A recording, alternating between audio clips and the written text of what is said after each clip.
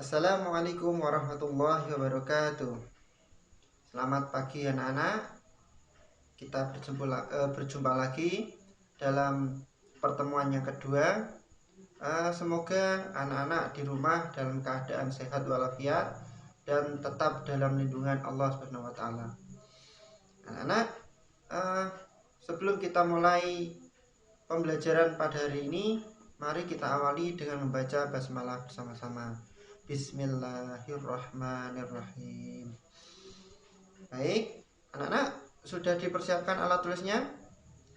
Nah, kalau sudah, silakan anak-anak membuka buku paketnya halaman 5 bab pertama, yaitu di sub kedua nomor 2. Di situ ada perumusan dasar negara. Nah, anak-anak, seperti yang sudah kita ketahui bahwa perumusan dasar negara ini mempunyai sejarah yang sangat panjang dan sangat alot. Maka kita wajib tahu dan mengerti bagaimana dulu Pancasila itu dibuat. Jadi anak-anak nanti bisa membaca buku paketnya ya, tentunya setelah melihat video pembelajaran ini. Ya, anak-anak, kali ini kita akan membahas tentang perumusan dasar negara. Jadi, seperti yang ada di buku paket kalian, itu sudah ada bacaannya, nanti bisa dibaca sendiri. Nah, ini Ustadz terangkan melalui video pembelajaran ini. Oke anak-anak, perumusan dasar negara ini adalah awal mula Pancasila dibuat. Nah, pengertian dasar negara itu adalah merupakan pondasi berdirinya suatu negara. Jadi kalau bangunan ini mau membangun suatu bangunan, maka harus membuat pondasi terlebih dahulu. Jika tidak ada pondasi, maka bangunan juga akan mudah roboh.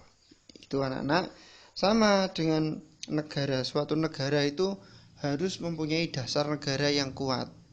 Dan Indonesia ini alhamdulillah dasar negaranya sangat kuat anak-anak, yaitu Pancasila. Pokoknya kalau bukan Pancasila berarti bukan Indonesia. Kalau bukan Indonesia berarti bukan Pancasila. Itu perlu diingat-ingat. Jadi kita wajib tahu bagaimana sejarah pembuatan perumusan dasar negara itu kayak apa. Agar apa? Kita tidak semena-mena ingin semaunya sendiri terus mengganti-ganti Pancasila. Itu. Nah, kemudian ini perumusan dasar negara ini ada tokoh-tokoh yang mengusulkan tentang rancangan dasar negara. Siapa saja beliau? Nah, yang pertama ada Mr. Muhammad Yamin. Kemudian Mr. Muhammad Yamin ini mengusulkan secara lisan 5 dasar bagi negara Indonesia merdeka. Nah, ini 5 dasar ini tidak sama seperti yang disampaikan Mr. Muhammad Yamin ketika Mr. Muhammad Yamin menyerahkan usulan ini berupa tulisan. Nah, ini seperti yang sudah ada di buku paket kalian, itu halaman 6 anak-anak ya. Itu bisa dibaca nanti. Itu Mr. Muhammad Yamin menyampaikan tentang perikebangsaan, perikemanusiaan, periketuhanan, perikerakyatan, dan kesejahteraan sosial. Namun secara tertulis, nah ini Mr. Muhammad Yamin mengusulkan, dan usulannya ini sangat mirip sekali dengan Pancasila yang sekarang ini. Jadi kebanyakan adalah dari usulan Mr. Muhammad Yamin. Yang pertama adalah ketuhanan yang Maha Esa, kebangsaan persatuan Indonesia. Yang ketiga, rasa kemanusiaan yang adil dan beradab. Kerayaatannya dipimpin oleh hikmat kebijaksanaan dalam permusyawaratan dan perwakilan. Yang kelima, keadilan sosial bagi seluruh rakyat Indonesia. Nah, Ini adalah usulan yang disampaikan oleh Mr. Muhammad Yamin. Kemudian yang kedua ada siapa anak-anak? Anak-anak pasti tahu? Iya. Beliaulah yaitu Mr. Supomo. Nah, itu di buku paket ada di halaman 7 anak-anak, bisa dibuka. Nah, Mr. Supomo ini pada tanggal 31 Mei 1945 menyampaikan pidatonya tentang dasar negara. Menurut beliau, dasar negara itu untuk membentuk Indonesia merdeka yaitu tentang yang pertama persatuan, kedua kekeluargaan, ketiga keseimbangan lahir dan batin, keempat musyawarah, yang kelima keadilan rakyat. Beliau Supomo juga menekankan bahwa negara Indonesia merdeka ini bukanlah negara yang mempersatukan dirinya dengan golongan terbesar dalam masyarakat dan tidak mempersatukan dirinya dengan golongan yang paling kuat. Jadi semua derajat kedudukan manusia dalam suatu negara itu adalah sama, baik dari segi hukum, sosial, ataupun yang lainnya. Jadi semuanya sama. Kalau tidak sama berarti bukanlah rasa persatuan yang ada. Nah, itu menurut Mr. Supomo. Kemudian yang ketiga yaitu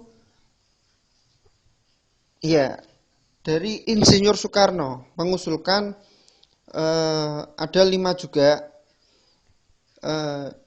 usulan dari Insinyur Soekarno ini lain dari yang lain. Kenapa kok begitu? Karena usulannya ini berbentuk filosofi Grundslag atau berbentuk fundament, filsafat, pikiran, jiwa, hasrat yang sedalam-dalamnya untuk di atasnya didirikan Indonesia merdeka yang kekal dan abadi. Jadi ini adalah dasar dari Pancasila. Rumusannya beliau mengusulkan kebangsaan Indonesia, internasionalisme atau peri kemanusiaan, yang ketiga mufakat atau demokrasi, yang keempat kesejahteraan sosial, yang kelima ketuhanan yang berkebudayaan. Nah, Insinyur Soekarno ini menyampaikan bahwa kelima dasar negara tersebut bukan dinamakan Pancadharma. Ini atas petunjuk seorang teman ahli bahasa, rumusan dasar negara tersebut ini dinamakan Pancasila. Sila itu artinya asas atau dasar, dan di atas 5 dasar itu adalah untuk mendirikan negara Indonesia yang kekal dan abadi. Jadi anak-anak perlu tahu, ini cita-cita para pendiri bangsa kita itu membuat Pancasila itu adalah untuk menjadikan Indonesia ini negara yang kekal, merdeka, kekal, dan abadi. Jadi kalau ada oknum-oknum atau pihak-pihak tertentu yang gembar-gembor ingin mengubah atau merubah Pancasila atau mengganti Pancasila, maka wajib kita pertahankan Pancasila ini. Karena apa? Pancasila ini adalah warisan dari para pendiri bangsa. Dan perlu anak-anak ketahui, Pancasila ini juga bukan orang sembarangan yang membuatnya. Ini ada tokoh-tokoh masyarakat, ada para kiai, ulama, ini juga ikut serta dalam perumusan Pancasila. Jadi isi makna dari Pancasila ini sangat dalam sekali anak-anak. Jadi tidak serta-merta langsung asal membuat, menjiplak dari sana sini, tidak. Mereka atau beliau-beliau ini sudah sangat tinggi ilmunya. Jadi sudah wawasannya sangat luas. Maka perlu kita abadikan, perlu kita amankan, tetap kita pertahankan Pancasila sebagai dasar negara. Kemudian selanjutnya yaitu adalah pembentukan panitia kecil. Nah, anak-anak, pembentukan panitia kecil ini pada akhir sidang pertama, Ketua BPUPK ini membentuk panitia kecil yang bertugas untuk mengumpulkan usulan para anggota yang akan dibahas pada masa sidang berikutnya. Panitia kecil ini beranggotakan 8 orang, ini di bawah pimpinan Insinyur Soekarno. Ini termasuk anggotanya ya. Anggotanya ada, yang pertama sebagai ketua adalah Insinyur Soekarno, yang kedua yaitu Ki Bagus Hadikusumo. Sedangkan yang ketiga adalah Kiai Haji Wahid Hasyim. Tuh, ada kiainya juga anak-anak. Jadi jangan salah. Ini para ulama pun juga ikut serta dalam perumusan pembentuk Pancasila. Kemudian yang keempat ada Mr. Muhammad Yamin. Nah, ini juga orang cerdas ini, bukan orang sembarangan. Kemudian ada Sutarjo Kartohadikusumo. Kemudian ada A.A. Maramis, dan ada juga Otto Iskandar Dinata. Yang terakhir adalah Dr. Andes Muhammad Hatta. Nah, panitia kecil ini mengadakan pertemuan untuk mengumpulkan dan memeriksa usulan-usulan menyangkut beberapa masalah, yaitu Indonesia Merdeka. Usulan yang telah dikumpulkan dimasukkan dalam beberapa golongan.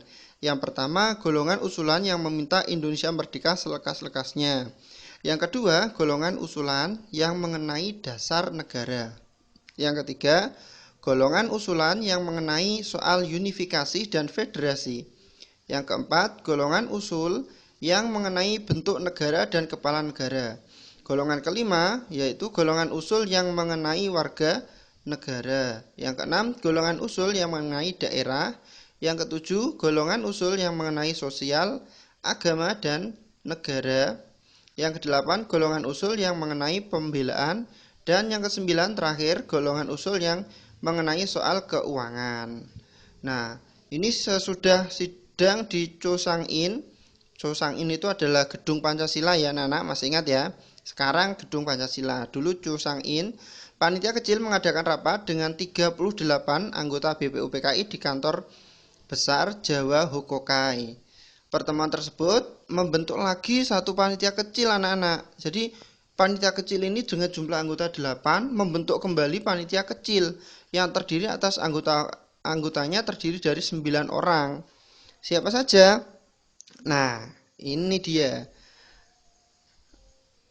Panitia 9. Ada ini bisa dilihat, ini foto beliau ya, para pahlawan kita.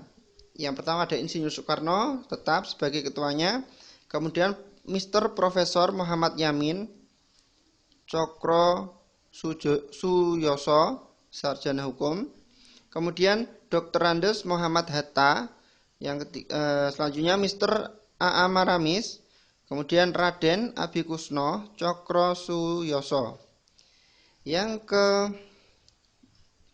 Selanjutnya itu ada Abdul Kahar Muzakir, kemudian Haji Agus Salim, Kiai Haji Wahid Hasyim, dan Mr. Ahmad Subarjo.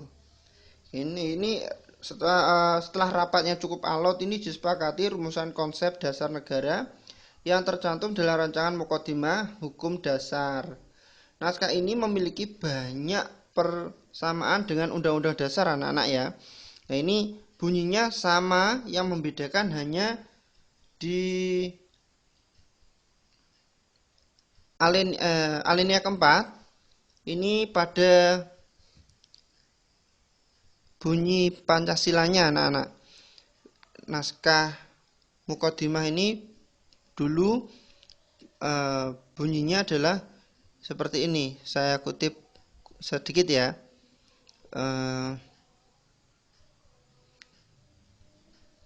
Yang berkedaulatan rakyat dengan berdasarkan kepada, nah kalau Undang-Undang Dasar itu yang berdasarkan kepada ketuhanan yang Maha Esa. Ini bukan seperti itu anak-anak. Dulu adalah yang berdasarkan kepada ketuhanan dengan kewajiban menjalankan syariat Islam bagi pemeluk-pemeluknya.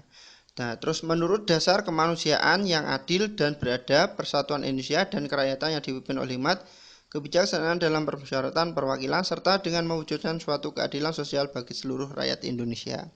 Jadi di sila pertama anak-anak ya yang berbeda. Kemudian naskah ini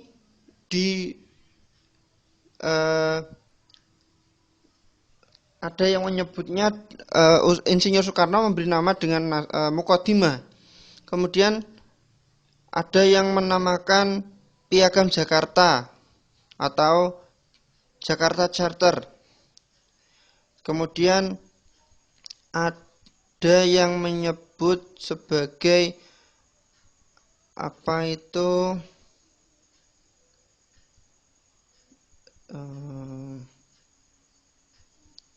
ya pokoknya Gentleman Agreement, ya itu Piagam Jakarta. Terus nah kemudian rumusan dasar negara yang tercantum di naskah Piagam Jakarta ini dalam sidang PPKI tanggal 18 Agustus 1945 mengalami perubahan rumusan. Kenapa? Di sila pertama itu berbunyi ketuhanan dengan kewajiban menjalankan syariat Islam bagi pemeluk-pemeluknya. Itu diubah anak-anak, kemudian menjadi ketuhanan yang Maha Esa. Lah, kok bisa? Nah, ini ada latar belakangnya. Nah, kenapa kok bisa diubah? Nah, perubahannya itu menurut Muhammad Hatta bermula dari datangnya utusan Opsir Kaigun. Opsir Kaigun itu adalah angkatan laut Jepang ya anak-anak.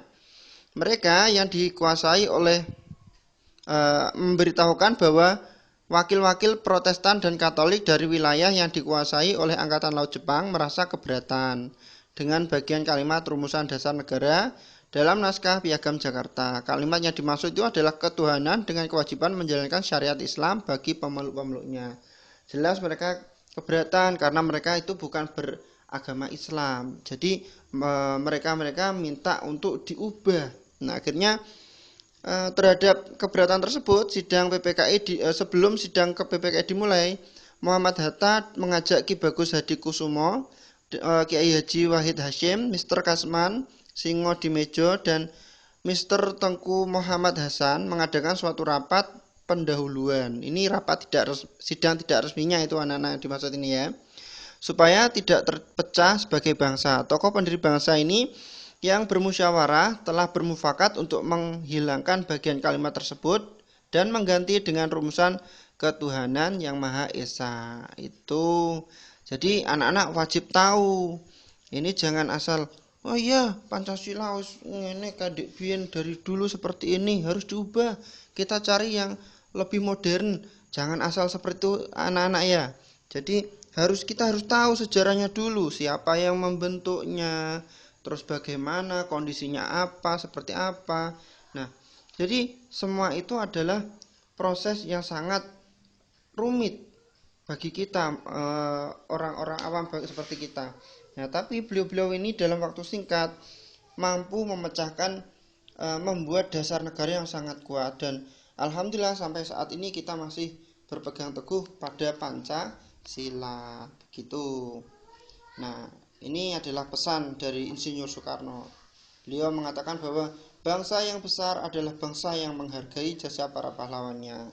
Jadi ingat anak-anak, kita wajib menghargai, kita wajib mengetahui jasa-jasa para pahlawannya. Jadi kita jangan lupa tentang sejarah bangsa Indonesia. Supaya apa? Kita tidak mudah dipecah belah oleh bangsa lain. Kita tidak mudah diadu domba. Kita tidak mudah diprovokasi. Ya, gitu anak-anak ya. Nah, demikian anak-anak yang dapat Ustadz sampaikan. Apabila ada kekurangan itu murni dari Ustadz, kekurangan Ustadz mohon maaf ya. Apabila ada kelebihan murni datangnya dari Allah Subhanahu wa taala. Nah, anak-anak, setelah ini silakan anak-anak kerjakan tabel 1.1 pada halaman 12. Nah, nanti kalau sudah selesai silakan dikirim via Japri ke nomor Ustadz Rahmat. Demikian, semoga bermanfaat untuk kita semuanya. Ustadz akhiri, Wassalamualaikum warahmatullahi wabarakatuh.